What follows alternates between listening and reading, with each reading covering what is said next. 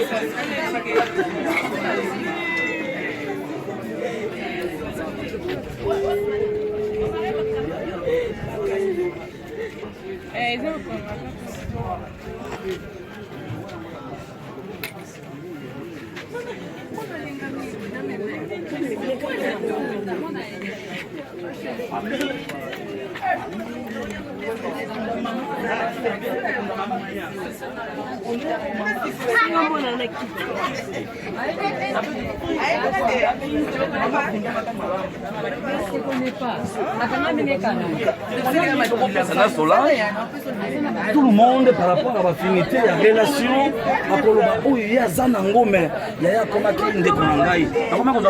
À travers ces relations, non.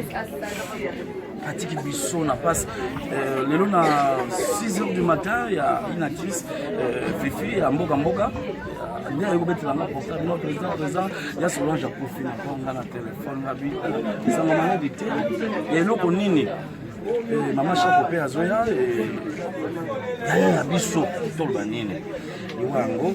Et tu vois Mbappé, comédien caca. Comédien caca, tout le banine. Voilà, merci, comprenez mesdames et messieurs, là, je suis toujours ici, la Lemba, donc toujours les rares Nico.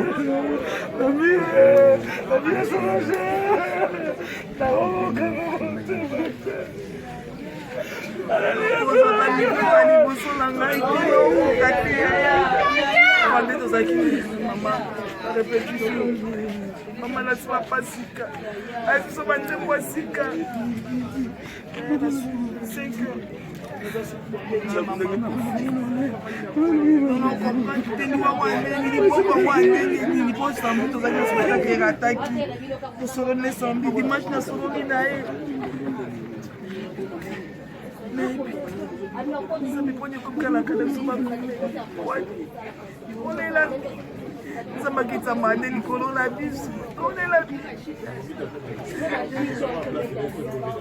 Merci beaucoup, mesdames et messieurs. Merci à tout le monde.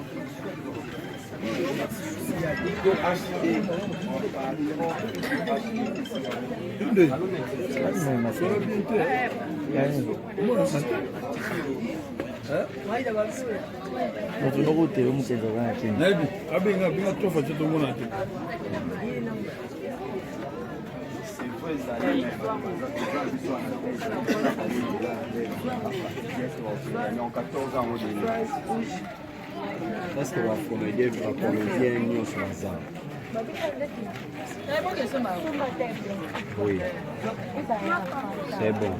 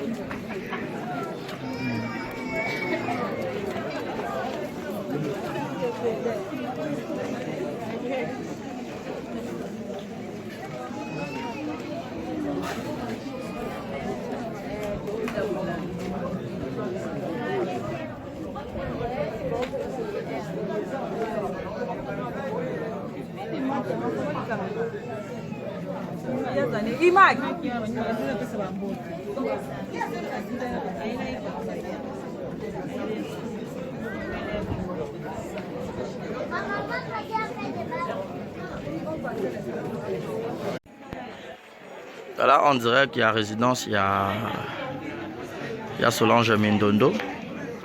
Donc, artiste, comédien, où tu peux perdre déjà, il y a Roger Vika, mais perdre ici sous icône, il y a théâtre, il y a Solange Mindondo. Donc, voilà, tout ça, je vais dire